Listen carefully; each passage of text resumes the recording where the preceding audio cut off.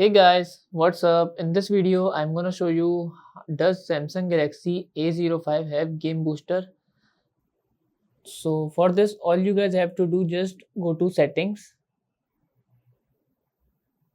and then here scroll it down so that we have option of advanced feature.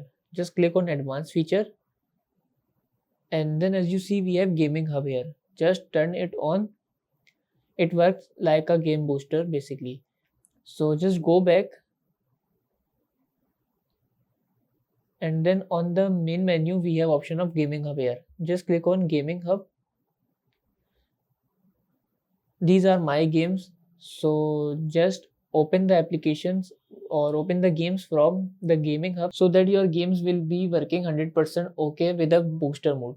So this is how we can enable booster mode in Samsung Galaxy A05 device. So that's it about the video. If this video helped you guys, kindly like the video and follow us for more tips and tricks. See you guys in next video. Take care.